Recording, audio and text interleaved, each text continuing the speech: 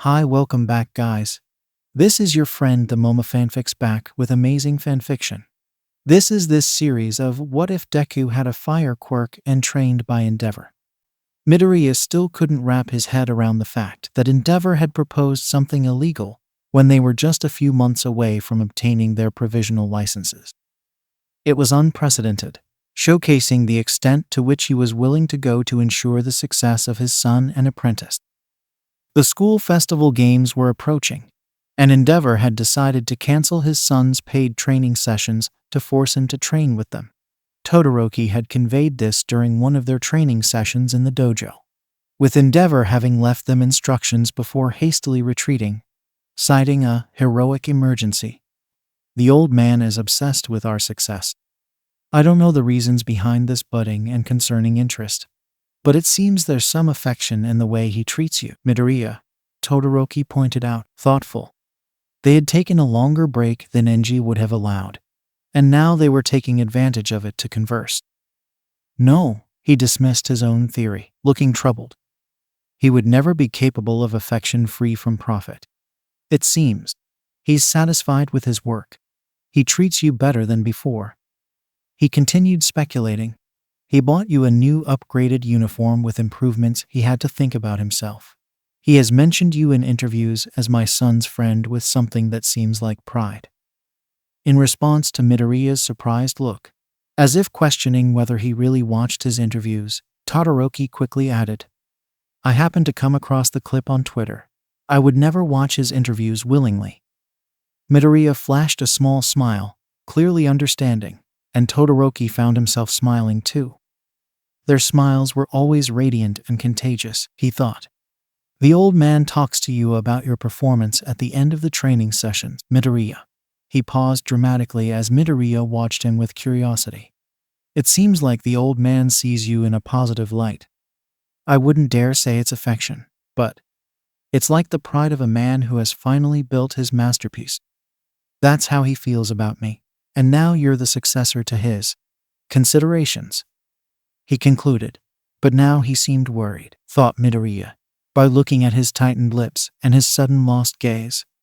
Are you still trying to find an explanation for his illegal offer? Midoriya asked, his tone gentle. He had started to feel affection for Todoroki since getting to know him better, and their rivalry had long been left behind. Now, they shared confidences and had lunch together with Uraraka and Ida, spending practically the whole day together due to training. Todoroki nodded. I'm worried that it doesn't end there. Dad simply accepted the refusal and moved on. He must have a plan in mind, something that might bother us, but would be beneficial for him. Todoroki shared his concern, as sincere as the day they first met. Oh, Todoroki, maybe he just realized he couldn't force us to do something illegal. Don't worry. Anyone with a brain would be aware of that, and your dad doesn't seem like a fool. You think he has some evil plan in mind. He trailed off, observing Todoroki's serious expression. He would have made fun of him, but he knew this was important to him. But I bet he probably has better things to do, he finished, very sure of himself. Shoto observed as Bakugo was chosen to represent Class 1A in a speech. Honestly, they couldn't have picked a worse person to give the speech. I'm going to be number 1, he simply stated, and as soon as he said it, all the classes from 1A to the business class started booing. Classic Bakugo, saying something stupid so openly.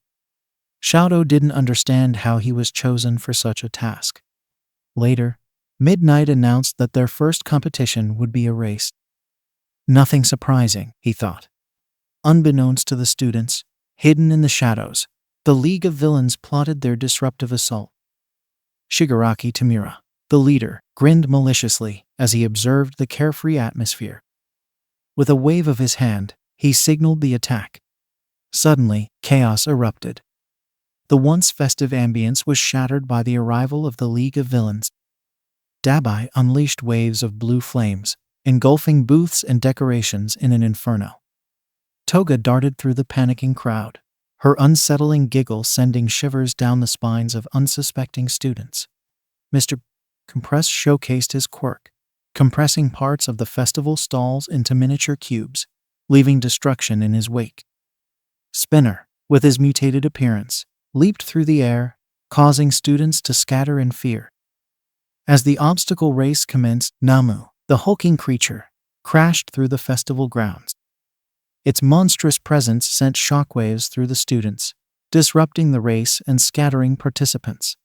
Midoriya, Todoroki, and their classmates found themselves in the midst of the chaos. Todoroki's eyes narrowed as he surveyed the destruction, his determination to protect his fellow students flaring up. Midoriya, despite the fear, clenched his fists, ready to face the villains head-on. The pro-heroes on duty rushed to the scene, engaging in a fierce battle with the League of Villains. Explosions, quirks, and clashes of power echoed through the air, creating a cacophony of chaos. In the midst of the turmoil, Bakugo stepped forward, his explosive quirk roaring to life. "You damn villains chose the wrong day to mess with us," he shouted, charging towards Dabai with fiery determination. The students, though initially shocked, began to rally. As the four Nomas crashed through the festival grounds, their menacing presence cast a pall over the once cheerful event. Panic and chaos spread like wildfire among the students, but amidst the confusion, Todoroki's voice rang out above the tumult. "Don't fight them," he bellowed, his commanding tone cutting through the commotion. A girl with oversized hands, clearly aiming to throw a punch at Todoroki, hesitated and followed his directive, narrowly dodging an attack from one of the winged Nomas that resembled the old version. "Run. I'll keep it distracted," Todoroki commanded, swiftly encasing the new Nomu's body in a layer of ice, momentarily halting its advance. Determination burned in his mismatched eyes as he scanned the chaotic scene, searching for his classmates. "Midoriya, Uraraka," he called out, his voice carrying a mix of urgency and concern. The obstacle race had only reached its halfway point, and Todoroki suspected they were nearby.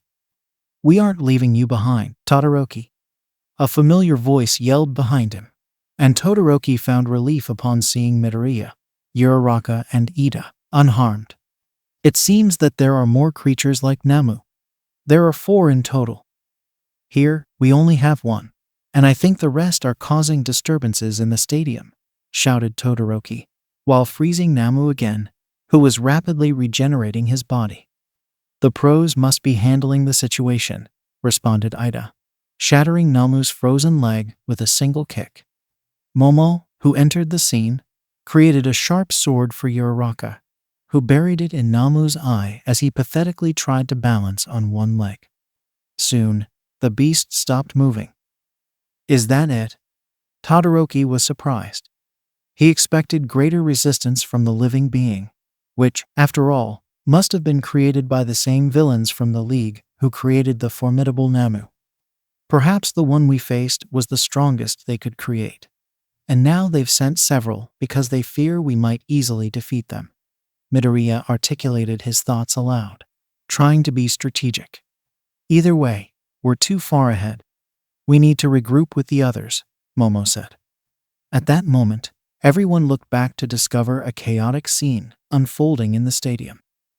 The once lively arena now resembled a battleground, with pro-heroes struggling to contain the unleashed mayhem.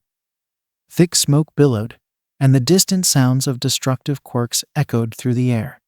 Despite the perilous situation, the sheer disbelief of the audience gives rise to a surreal notion that this might be an elaborate part of the show. The colorful costumes, flashy quirks, and the larger-than-life battle create a spectacle that challenges the spectator's ability to discern reality from fiction. It's when Aizawa is brutally struck by a Namu, and his body is propelled towards the stands, that the audience finally realizes it is a genuine attack and ceases their enthusiastic applause. Swiftly, the crowd starts evacuating the area, desperate to distance themselves from the danger, engaging in a struggle to exit an overcrowded exit zone. Midoriya still can't believe it. Why would the villains attack in this manner, in a place reinforced by pro-hero patrols, especially a location where all the students should be capable of defending themselves and acting as an organized team. Things are taking a turn for the worse for the villains, and with good reason. They had to be here for something. Or someone, he realized. A shiver ran down his spine. Todoroki, Uraraka. Momo had gone to support the other students harassed by villains at the starting line, and they had gone in the opposite direction to assist the pro-heroes. Let's stick together. The villains might be after someone. They might not just want to cause chaos. Both nodded. It seemed like a plausible possibility. They can't be so foolish as to just come and risk their necks after their leader's defeat, Todoroki agreed. As Midoriya and Todoroki sprinted through the chaos, a menacing shadow loomed overhead. A colossal Namu, with large, leathery wings, descended from the smoke-filled sky. It let out a deafening screech that drowned out the clamor below. Before Midoriya could react, the flying Namu swooped down with alarming speed, its powerful talons seizing him in a vice-like grip. Panic flashed in Midoriya's eyes as he felt himself being lifted off the ground, the wind rushing past him. Uraraka, witnessing the horrifying scene, summoned her courage. With a determined expression, she activated her anti-gravity quirk and propelled herself into the air. Hovering above the chaos, she extended her arms toward Midoriya, desperate to help. Todoroki, help me, Uraraka called out, reaching for Midoriya. In an instant, Todoroki, fueled by a combination of determination and ice propulsion, closed the distance. He grabbed Midoriya's ankle with one hand, his other hand unleashing a torrent of ice to slow the ascent of the flying Namu. The struggle between Todoroki and the flying Namu created a surreal aerial ballet, the cold ice contrasting with the fiery wings of the monstrous creature. However, the Namu's strength proved overwhelming, and despite Todoroki's efforts, they continued to ascend. Uraraka strained to maintain her grip on Midoriya, beads of sweat forming on her forehead. The audience, now in a state of shock, looked on as the trio was carried away into the smoky abyss above. Todoroki grabbed Namu's paw and froze it, but it was too late. Todoroki and Uraraka fell slowly due to their lack of gravity. Midoriya hadn't come in contact with Uraraka's power, so he fell to the ground with a thud. Uraraka released them when they were close to the ground, and they fell. But then, Todoroki saw how a masked villain was about to throw something at Midoriya, who was still on the ground, and he quickly pushed him out of the way, receiving the impact. Midoriya and Uraraka watched in horror how Todoroki suddenly disappeared. As quickly as he could, Midoriya got up from the ground and aimed his fire at the villain, but he was met with smoke. Running, he went to the place the villain was before, only to discover he had disappeared as well. Realizing his newly made friend had been kidnapped, Midoriya fell to his knees in shock. Uraraka had ran there, and at that moment she was kneeling in front of him. However, Midoriya was unable to hear her words, too shocked to answer as he felt tears build on his eyes. Midoriya, don't lose hope. Todoroki is one of our strongest classmates. He should be fine on his own. I'm sure the pros will find him, and he will have kicked their asses, she smiled. But Midoriya saw the tremble in her smile. She seemed to believe in her own words, but she was clearly as scared as he was for their friend's whereabouts. You're right. Todoroki is very strong. He will be fine. He has been training since he was 5, he said.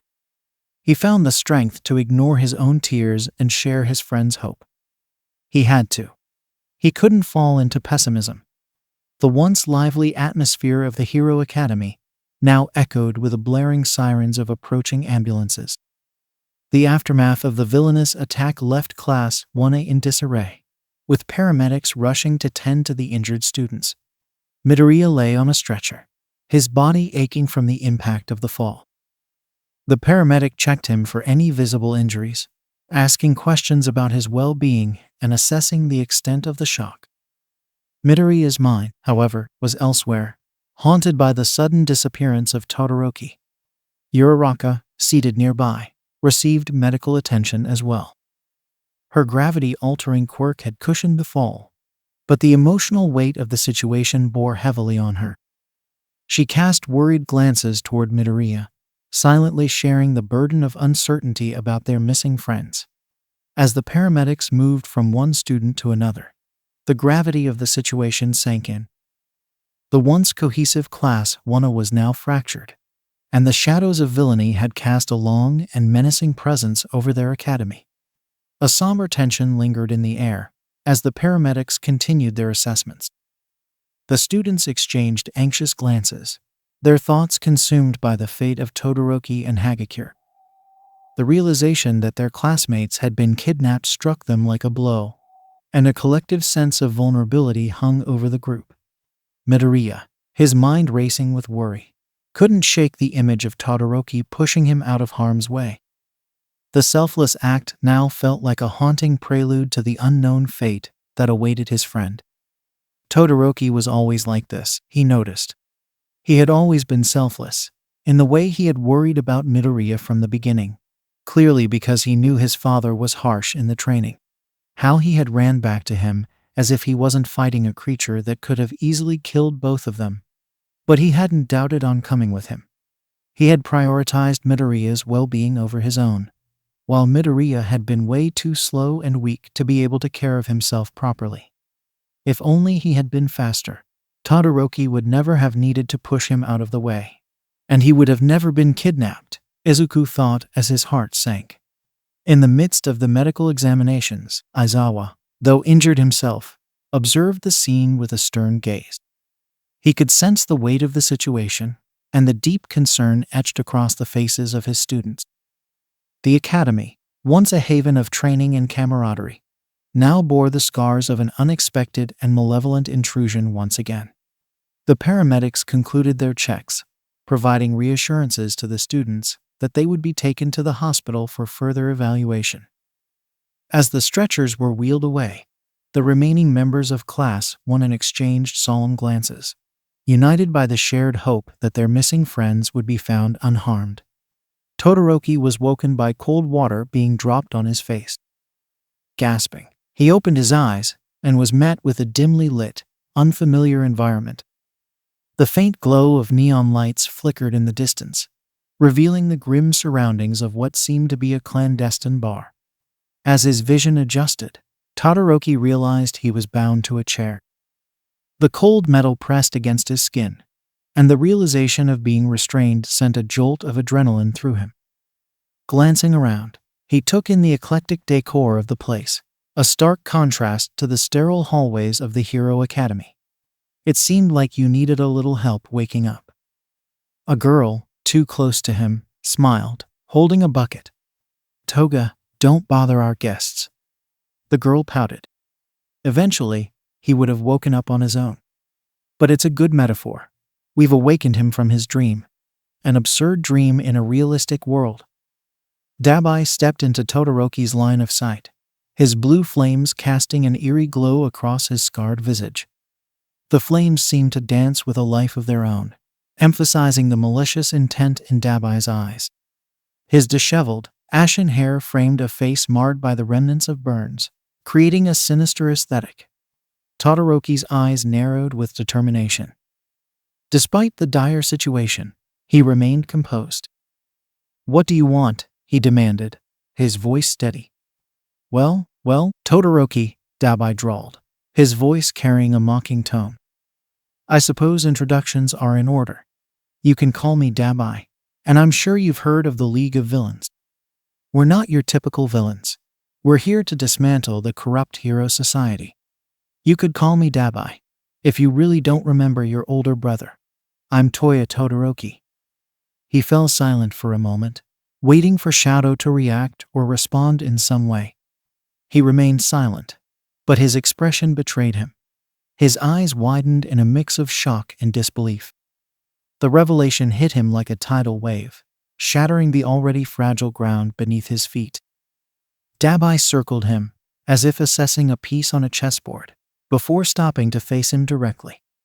"My dear brother, you do recognize me, I see. I disappeared years ago, and I don't regret it at all. You know why? The old man ruined our lives, left us with nothing.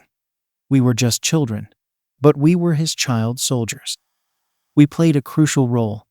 We had to play the heroes despite being less than 10 years old. Train and train until we vomited. Yes, Shadow, I know he did the same to you. After all, that old man considered you his most magnificent masterpiece from the moment you were born, and he saw your hair, not to mention when your powers manifested. He proceeded to say, unfazed.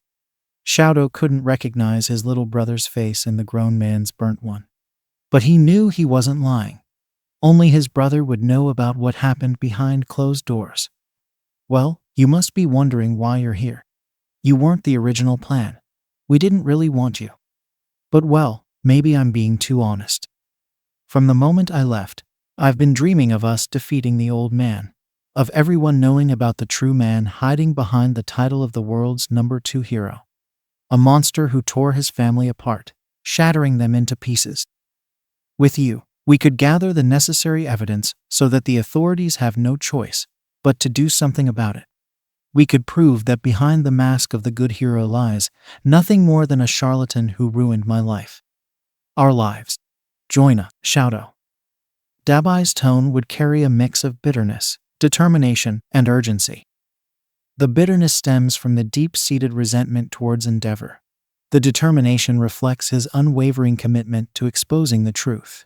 And the urgency indicates the pressing need for Todoroki's cooperation in their plan. It's a persuasive yet intense appeal, fueled by a complex blend of emotions tied to their shared history and the desire for justice. Shadow found himself tempted to join them. It presented an opportunity to effortlessly accumulate evidence against Endeavour, liberating himself from the man's beatings when frustrated by Shadow's indifference.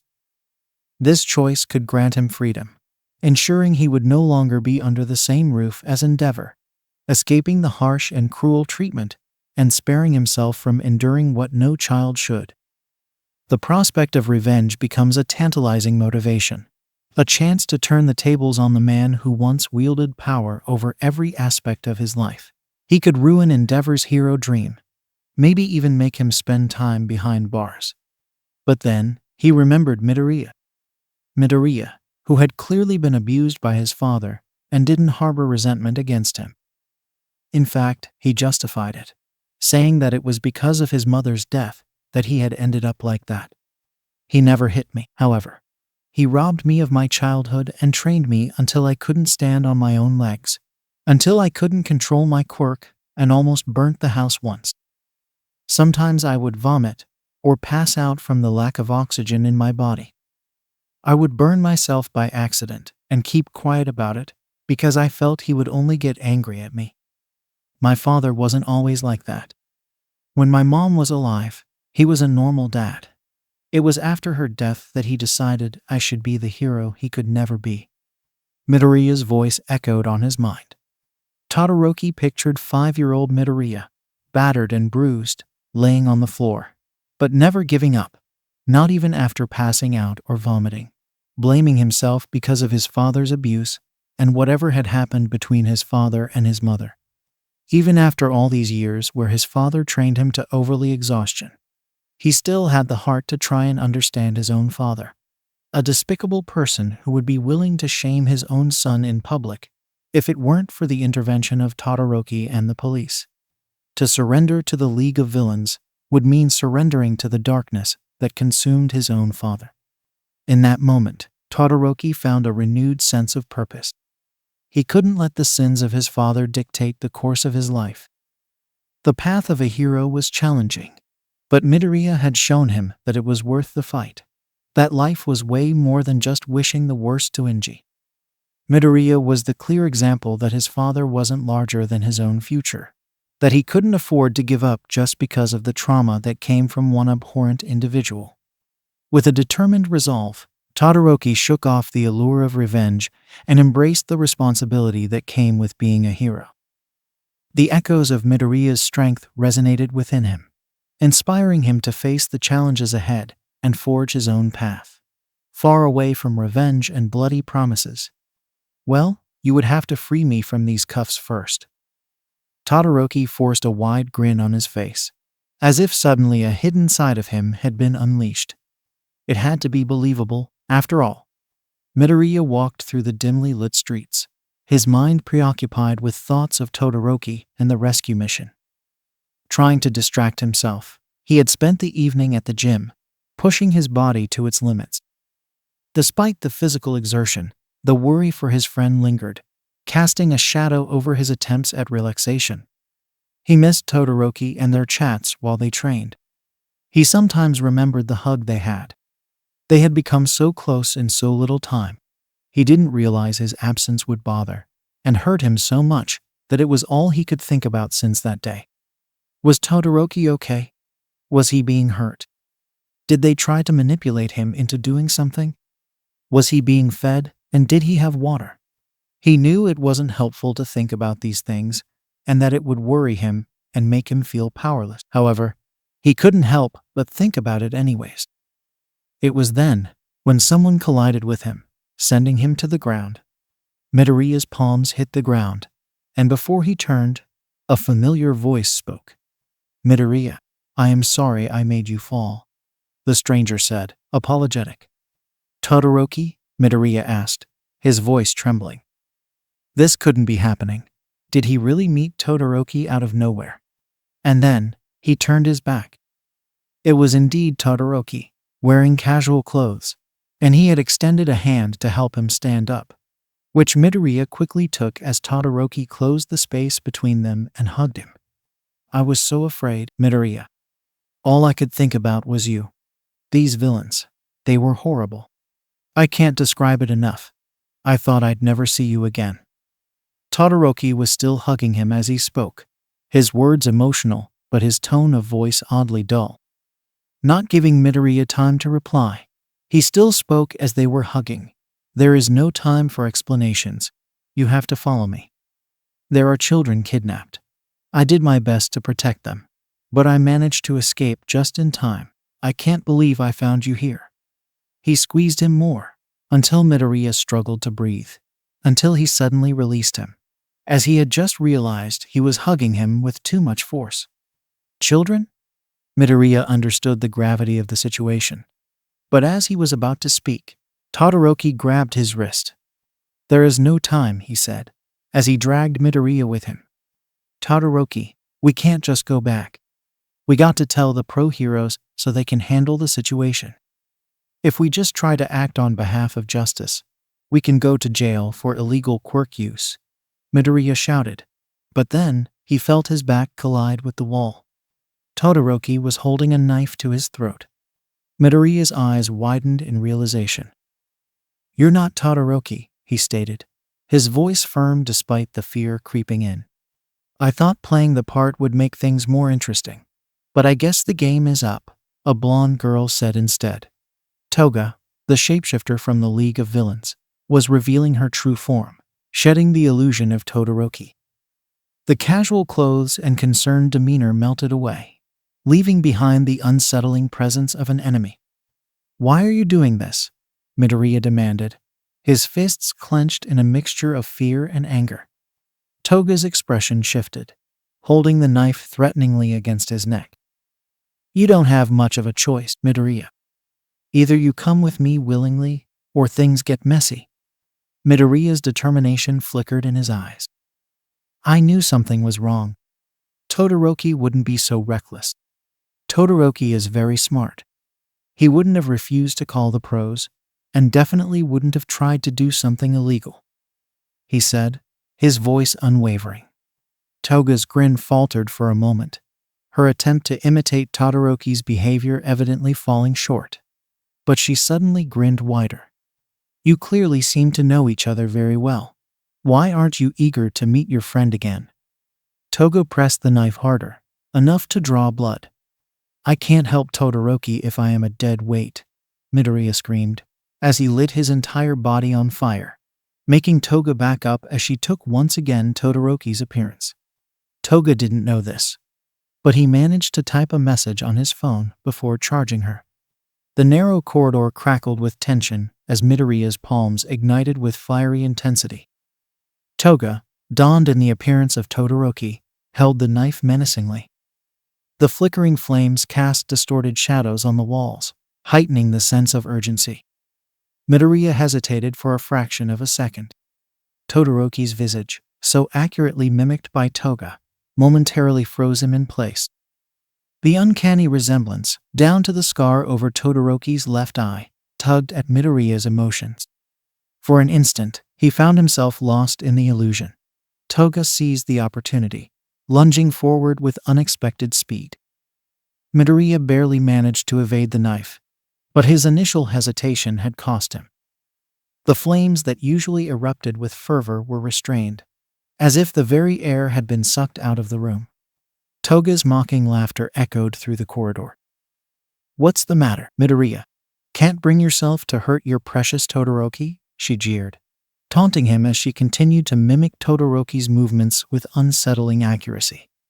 Midoriya gritted his teeth, dispelling the momentary paralysis. The flames reignited with newfound intensity, but Toga, still wearing Todoroki's appearance, skillfully dodged each attack. The battle became a dynamic dance of fire and illusion, with Toga mocking Midoriya's every move. "You're pathetic, Midoriya. So blinded by your affection for him that you can't even fight back properly," Toga taunted, her voice a twisted mockery of Todoroki's calm demeanor. Midoriya's frustration turned into determination. "I won't let you use his appearance against me," he declared, pushing through the emotional turmoil. His attacks became more calculated, each fire blast aiming to expose the imposter. As the battle continued, Midoriya's resolve strengthened. He focused on Toga's flaws in imitating Todoroki, the subtle hesitations, the occasional misstep in replicating Todoroki's signature moves. With a burst of speed, Midoriya closed the distance and landed a solid blow, forcing Toga to momentarily abandon the Todoroki disguise. But Toga, ever unpredictable, adapted swiftly. She switched between ice and fire quirks, creating a chaotic and dynamic battlefield. The flames clashed with frost, and the corridor echoed with the sound of their clash. Midoriya, now fully immersed in the fight, refused to let Toga's mockery distract him. "I won't let you harm anyone else, no matter whose appearance you take," he declared, his voice echoing with determination. As the intense battle unfolded between Midoriya and Toga, the narrow corridor echoed with the clash of flames and the chaotic dance of their quirks. Midoriya, determined to overcome the illusion, fought fiercely against Toga's imitated Todoroki. Uraraka, realizing there was little she could do without a weapon, arrived at the scene with a sense of purpose. She carefully hid herself, collecting debris from the ongoing fight. As Toga mocked Midoriya, Uraraka focused on gathering rocks and rubble. She observed the battle, patiently biding her time. The rocks in her hands felt weighty, a makeshift arsenal she intended to use against Toga. Finally, as Toga momentarily abandoned the Todoroki disguise, Uraraka seized the opportunity. With a quick and silent approach, she emerged from her hiding spot, releasing the collected debris with a precision that took Toga by surprise. Rocks and rubble rained down on Toga, disrupting her focus and forcing her to retreat. The unexpected attack created an opening for Midoriya, who capitalized on the distraction to unleash a powerful burst of flames. "Midoriya, don't worry, I got your back," she yelled. Toga, now facing attacks from both Midoriya and Uraraka, struggled to maintain control. The corridor became a battlefield of elements and debris, creating a dynamic and chaotic scene. Uraraka, determined to support her friend, continued to manipulate the debris around her, launching them strategically to disrupt Toga's movements. The rocks acted as both a defensive shield and an offensive weapon, creating a collaborative effort with Midoriya to bring down the imposter. Midoriya, grateful for Uraraka's timely intervention, fought with renewed vigor. The teamwork between them added a layer of strategy to the battle, turning the tide against Toga. The flames danced around Midoriya, complemented by Uraraka's precise control over the debris. As the battle reached its climax, the combined efforts of Midoriya and Uraraka proved too much for Toga. The imposter, battered and overwhelmed, was forced to abandon the Todoroki disguise once and for all. Just as Midoriya and Uraraka thought the battle had reached its conclusion, the air around them rippled, and a dark portal materialized in the corridor. The ominous presence of Kurogiri, the warp gate villain, became apparent. Before they could react, the portal expanded, swallowing both Midoriya and Uraraka. Midoriya and Uraraka reappeared in a cage, no sign of Toga. There were no windows in the dark room, and when Midoriya quickly stood up and ran to where Toga previously was in the absolute dark, he stumbled into metal bars. "We're in a cage," Midoriya all but screamed into the darkness, until a hand was placed in his shoulder. Izuku quickly lit his palm on fire, and it revealed they were in a room with walls that once were previously white. Now, it stood that there were scrawled markings and drawings made with dirt and blood. The most striking feature was a series of tally marks, each one representing a day, etched into the wall with what seemed like fingernails. The grim realization of the room's history sent a shiver down Midoriya's spine. "We have to get out of here," Midoriya said, his voice determined despite the unease he felt. Uraraka nodded, her eyes wide with fear and confusion. "But how do we get out? We're trapped in here." Midoriya scanned the room, his mind racing for a solution. His eyes fell on the cage door, secured with a simple padlock. "I can try to break the lock with my quirk," he suggested, stepping closer to the door. Before he could attempt anything, a voice echoed through the room, chilling him to the core. "You won't be able to break that lock, Midoriya." A figure stood in the entrance. It was a pale man, with burn scars below his eyes and all across his jaw. His dark hair was unkempt, and he had a long coat on as well as he held a tray of food. "It is fireproof. You don't seem to think highly of ourselves, don't you, hero students? As if we would try to lock in a guy who has a fire quirk without knowing it. Good lord." He approached them, and Midoriya found himself backing up, with his hands still in the air, lighting the room. The nameless guy gave them the tray of food through the food slot. "Enjoy your meal," the stranger said, his voice cold and detached as he slid the tray through the bars of the cage. "You'll need your strength for what's to come." Uraraka, her fear evident in her wide eyes, took a step back. "Who are you?" she asked, her voice quivering. The stranger smirked, leaning casually against the wall. "Just a concerned citizen," he replied vaguely. "I thought you might be hungry." Midoriya, sensing something off about the situation, stepped forward, his expression wary. "Why are you helping us?" he asked, his tone cautious. The stranger chuckled, a dark glint in his eyes. "Oh, I'm not helping you. I'm just following orders," he said cryptically. "But don't worry, you'll be taken care of." With that, the stranger turned and left the room, leaving Midoriya and Uraraka alone once more, their minds racing with questions and uncertainty about the identity and motives of their mysterious visitor. "How can we even trust this guy?" "Sure enough, metal can't be fireproof," Uraraka said, as they both sat on the ground. "Metals like stainless steel and titanium have high melting points and are often used in applications where fire resistance is required." Midoriya replied. "So, I would just need to go further than the high melting points." "I wouldn't recommend you do that, Midoriya," an all too familiar voice said, and Midoriya and Uraraka gasped as they recognized Todoroki on the entrance. Todoroki motioned for silence, holding his fingers to his lips.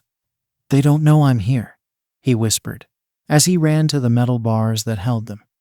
Midoriya felt tears gathering in his eyes. Todoroki was alive and well, and he knew about their location. They both quickly stood up, walking to meet him. "Look, Dabai doesn't know I followed him. I don't have enough time for a chat, but trust me, I am getting you guys out of here," he said, his voice intense and determined, a frown creasing his brow.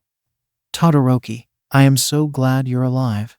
Midoriya was crying, but his gaze somehow also conceived the same determination as Todoroki did.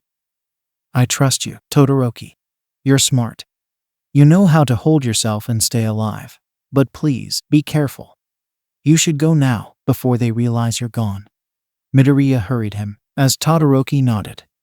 I will see you soon, he said, as he walked away, quick and quiet. In a dimly lit room within the League of Villains hideout, Todoroki stood before the gathered members, a mask of concern and worry on his face. Dabai, the leader of the group, stepped forward, a sly smile playing on his lips. Well, Todoroki, Dabai began, his voice laced with amusement.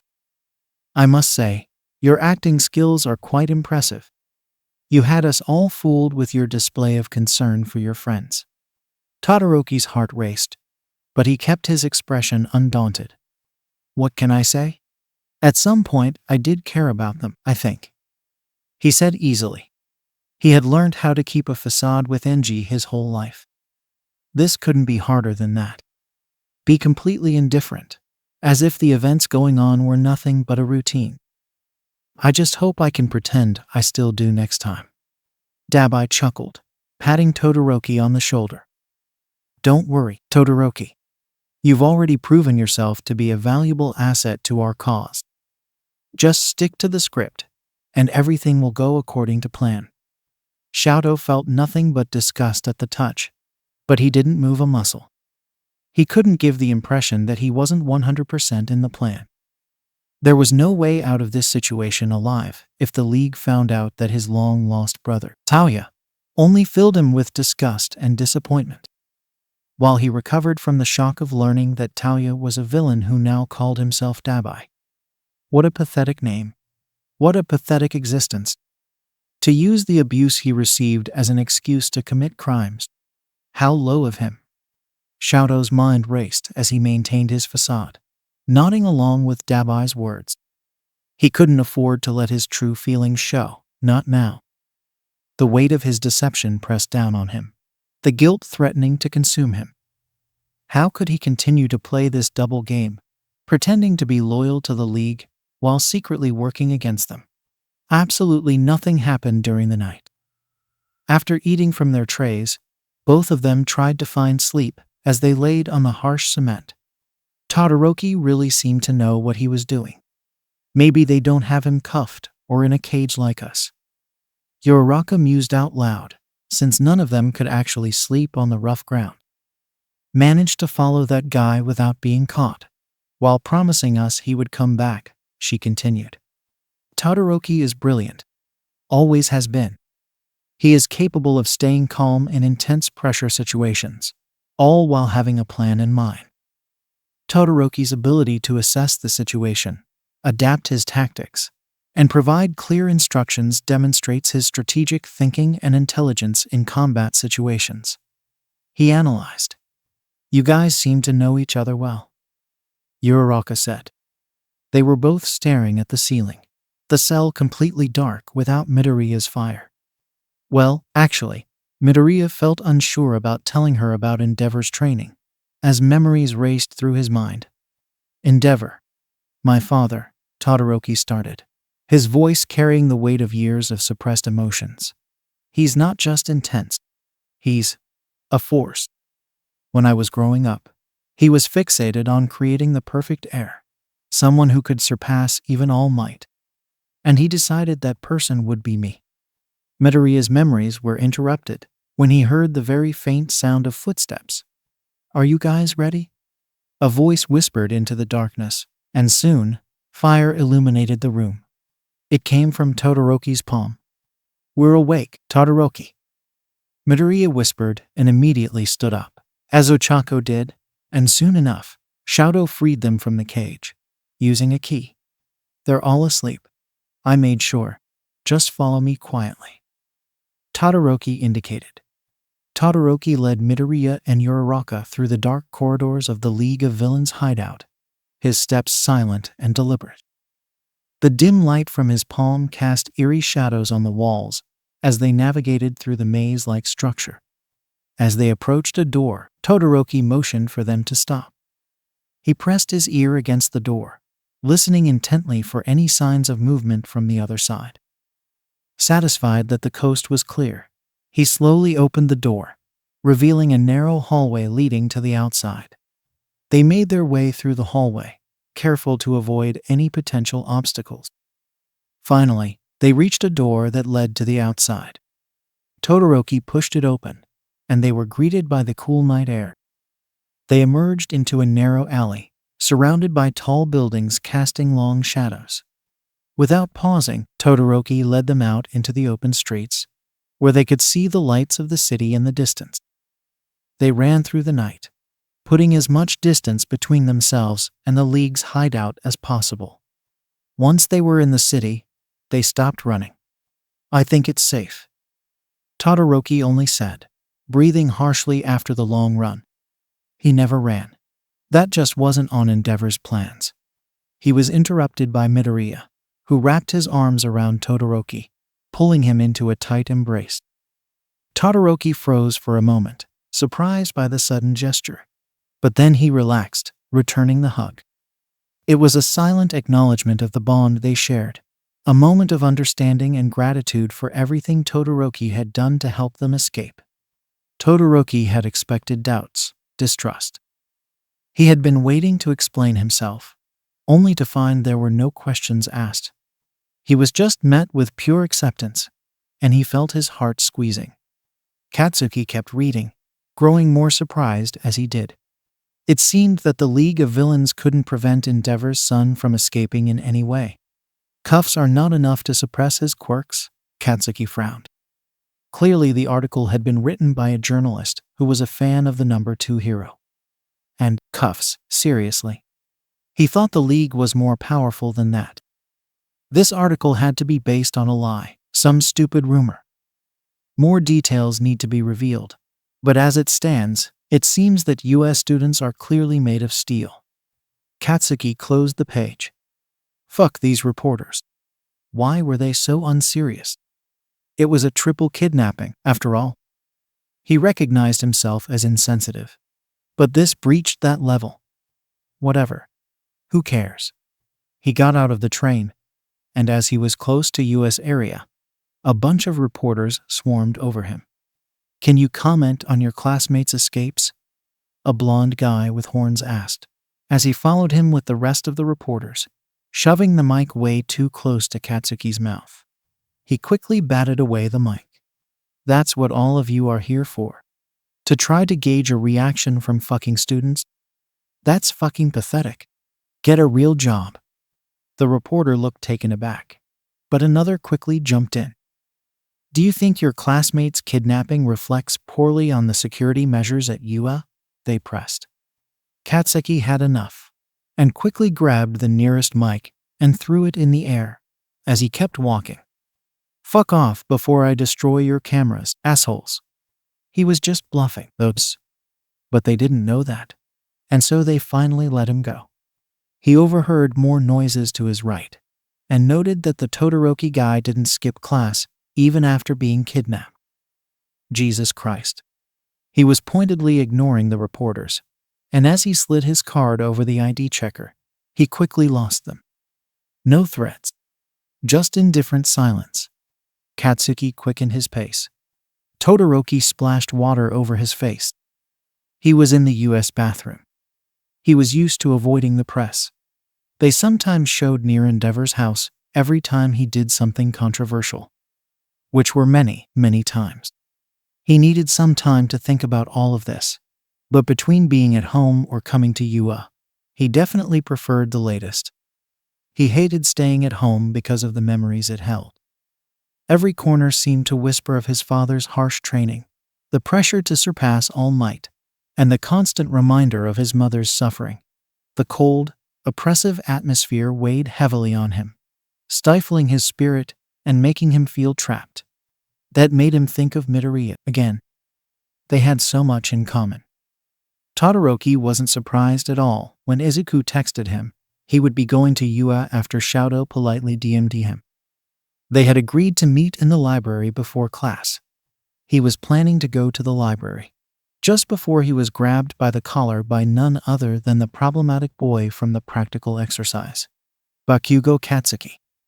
Shoto remembered the way he had punched Midoriya and excused himself behind some inferiority complex. Before he could react, Bakugo all but yelled, How did you do it? And don't fucking bullshit me.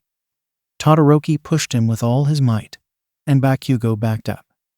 What the hell do you mean? He asked back, confused. Escaping from the league.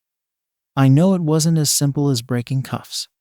Todoroki's heart reaches a stop, but he has to play it cool, he realized. He couldn't let Bakugo, of all of people, suspect him for some reason. I don't know what you're talking about. He gritted out, pretending to be furious when instead he felt the floor tremble beneath his feet. You know it damn well. I get it out of you. You will see. And with that, Bakugo left for good. As Bakugo left, Todoroki fixed his tie in a hurry. His mind raced with questions. Did Bakugo know the league? He had to. There was no way he was suspicious of him without knowing them. He kept himself from chasing Bakugo and demanding answers. He had to investigate him. Bakugo might be related to the league in some way, he decided. There was no way he could act the way he did around people and still have his hands cleaned. He couldn't prove anything. It would be completely absurd to call his escape an orchestrated lie when he had no evidence whatsoever. If Bakugo went to him instead of the pros, it must be because of that, and maybe he couldn't explain either his ties to the league. He could simply ask the league, he realized. He was a member of them, after all. He felt stupid. He reminded himself why he was doing this. Midoriya waited eagerly in the library, his feet bouncing. He could not wait to meet Todoroki. He had missed him already. All his life being pushed away by his peers, he was discovering how wonderful friendship could be. There was so much to talk about with Todoroki. He was so interesting, so brave, and most importantly, he had such a good heart. He felt himself flushing. Was it normal to be prone to these thoughts? He found himself thinking about Todoroki's kind-hearted actions very often. Before he could dwell on these thoughts, Todoroki appeared in the library before him. He smiled warmly. Todoroki, I am so glad you could come. Midoriya said, bright as ever, a happy smile playing on his lips. Todoroki sat in front of him, noticing himself smiling back. To be honest, I wish you would have taken a day to rest. I'm sure Yua would have allowed it, just like they did with Uraraka. Midoriya's concern for Todoroki's well-being was evident in his voice, a reflection of his caring nature. So Midoriya was worried he didn't take a day off after saving them. How ironic, given the fact that he was the one who had to spend the night in a cage with walls covered in blood, while all he had to do was wait in a mattress for the others to pretend to have fallen asleep. Todoroki's smile softened, a flicker of gratitude in his eyes, as he considered Midoriya's words. The weight of recent events lingered in the air between them, a silent reminder of the trials they had faced together. I appreciate your concern, Midoriya, but I prefer to be at school rather than at home. He saw Midoriya's face pale, and he knew what he was thinking. Endeavour. He nodded. Endeavour is one hell of a man to deal with, but in the last months, he has been leaving me alone. He really seems focused with your training, Todoroki said, regrettably, stopping himself from grimacing. The conversation in the hospital room had explained to him why Midoriya chose to endure Endeavour's training. He still didn't like it. Midoriya was already strong on his own. Sure, the old man could enhance him and help him reach his limits. But his methods were too extreme, too rough, too cruel. Don't worry, Todoroki. I don't puke anymore, he said, as if he could read Todoroki's thoughts, and seemingly awkward at the mention of himself puking. But a playful smile still remained on his face as he rubbed his neck. While it has been so far more intense than my father's training, I am now used to it. Midoriya, I admire you for your unlimited desire for growth. However, I will never forgive him for what he did to me and my family. While I will refuse to train with him anymore, I respect you for what you put yourself through to do so. But at the same time, I think there are more options for a better mental health. Sure enough, he might be the number 2 hero, and you agreed already to be his pupil. But I have a proposition for you, Midoriya. I want you to leave the old man and sign in with me at the gym. Midoriya, with an extremely fond smile playing on his lips and shining eyes, told him with an emotional tint to his voice that he needed some time to think about it. Shadow knew he was asking a lot, since after all, he wasn't going to deny that training with Endeavour did in fact help his muscular and quirk growth. However, he was offering him a way out. Shadow would make sure Endeavour could not even grumble a single word to Midoriya about giving himself up as his pupil like that. Shadow had a sudden of himself at school, and how closed up he was at that time. Hopeful and denying himself at the same time at the idea of having friends. Turns out, making a friend wasn't really a choice, if one had to call it that. Being friends with Midoriya after all they went through was as natural as breathing. He knew he somehow would have Endeavor's approval if he told him about their friendship. After all, it was his pupil. Endeavour, accepting his son having a friend and not calling it a great distraction. How strange would that feel?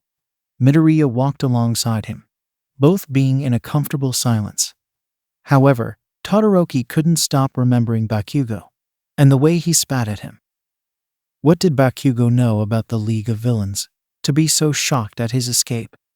He felt his pocket vibrate.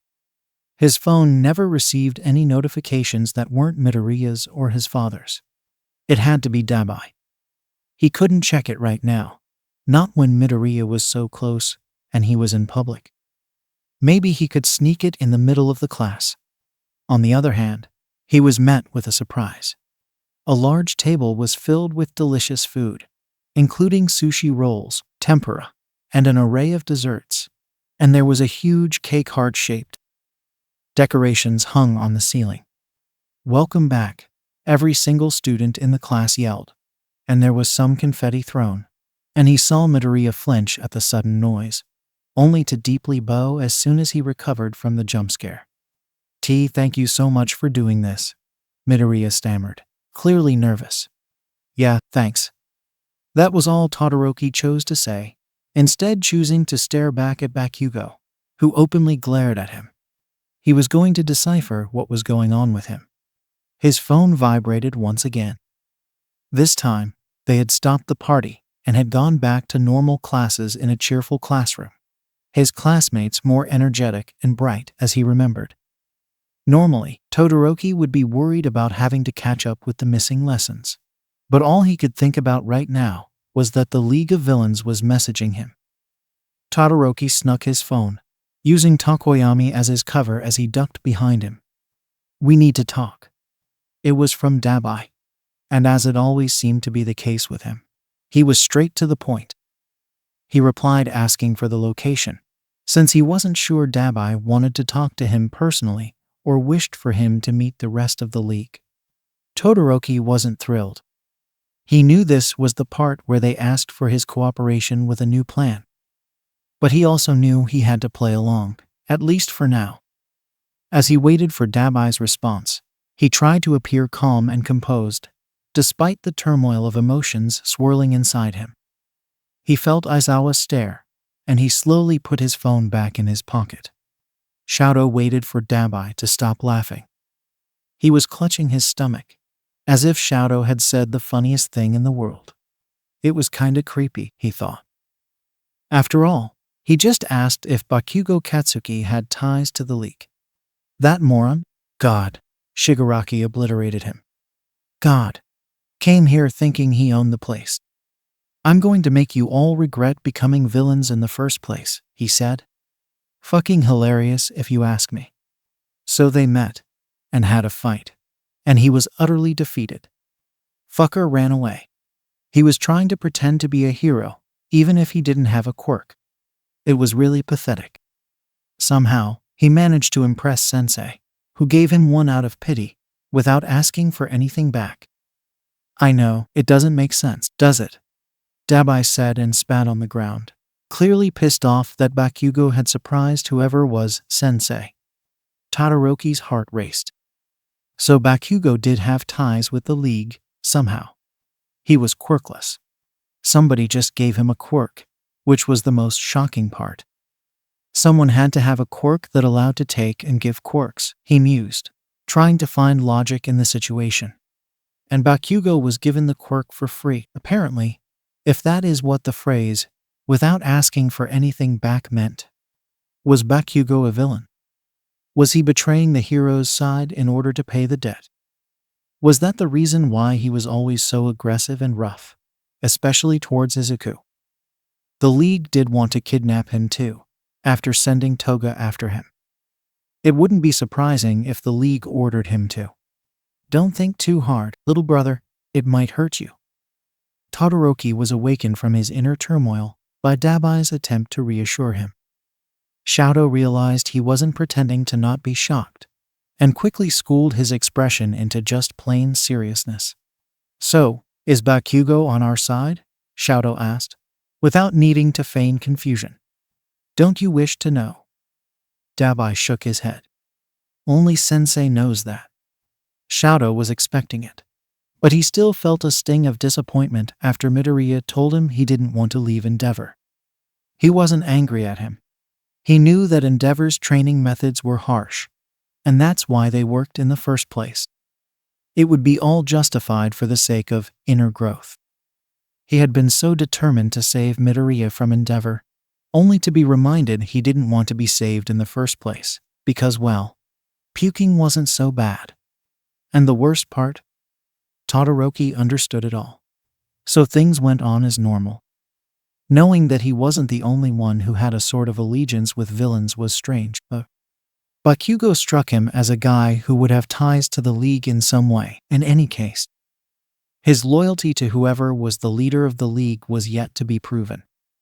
Todoroki assumed he didn't keep in contact with him if he wasn't aware of Todoroki's way of escaping.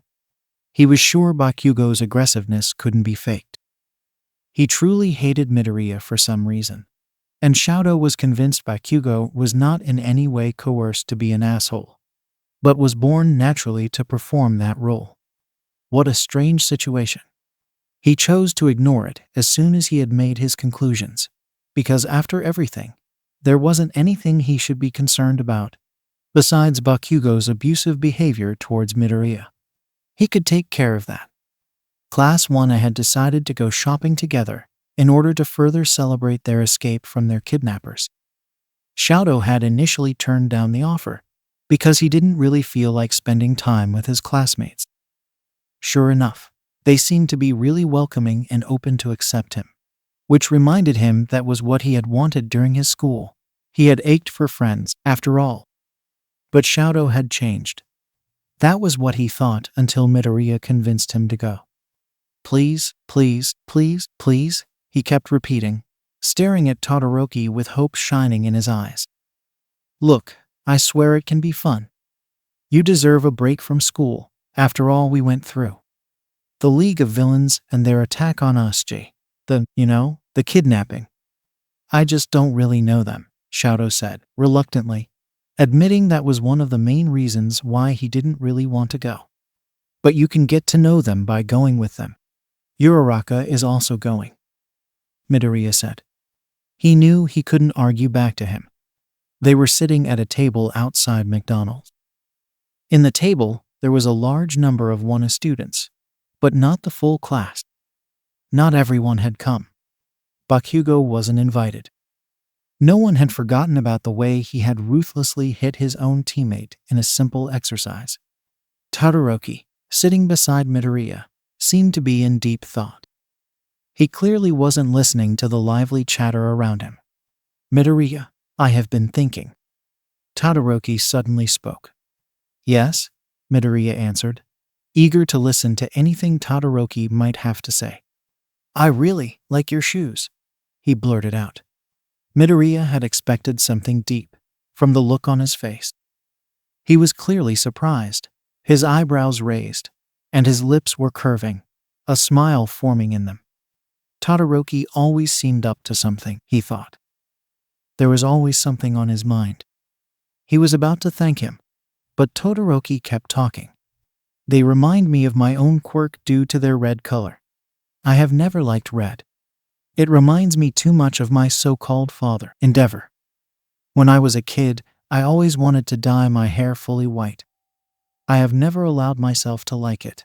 Yet, when I see you in these shoes, it just reminds me that not everything has to do with him. That in fact, life doesn't have to be what torments me. There is so much more to it. When I see you in red, Midoriya, I just simply cannot bring myself to hate the color. Midoriya felt himself redden completely. He panics in his mind, worrying if he looks like a flustered tomato. When has anyone ever given him such a heartfelt compliment? It was simple, yet it wasn't. Like Todoroki said, there was so much behind the simple red color. Todoroki didn't know this, but in high school, kids simply walked away from him, believing the rumors Bakugo had spread about him. A conceited, arrogant kid who thought way too highly of himself due to his fire quirk. No one would ever compliment him in order to not contribute to his arrogant attitude. And yet, here was Todoroki, opening up to him about his past and giving him a compliment at the same time. Completely different from all these kids. Todoroki was way too kind. "Thank you, Todoroki," Midoriya began, his voice filled with sincerity. "This means so much to me. There is a lot of kindness behind your compliment. I have always known you were good-hearted, ever since the moment I met you and you worried about me training with Endeavour, despite being a simple stranger to you. Things like this only reaffirm my belief, which at this point is simply an accurate observation." It was Todoroki's turn to blush, although Midoriya didn't notice. He was too busy wondering when the rapid rhythm of his heart would calm down. "I would like to do a toast," Ida loudly announced, gathering everyone's attention on the table and interrupting everyone's conversations. "My dear classmates," Ida began, his voice steady and filled with determination. "Today, we gather not only to celebrate our survival, but also to honor the strength and resilience that each one of us has shown in the face of adversity. We have shown our opponents how resilient we are, from surviving the Usuj attack to the harrowing experience of being kidnapped. We have stood together, united in our resolve to protect each other and emerge stronger than before. Not even villains can break our bond. Let's celebrate for ourselves," he said enthusiastically, holding his cup of Coca-Cola in the air. Everyone cheered. After hugging Uraraka and Midoriya goodbye, Todoroki walked to his home, and he slowed down when he felt his phone buzz. "I need you to pay us a visit," Todoroki read the message in his iPhone. Of course, it was from Dabai. "Will do," Shadow replied quickly.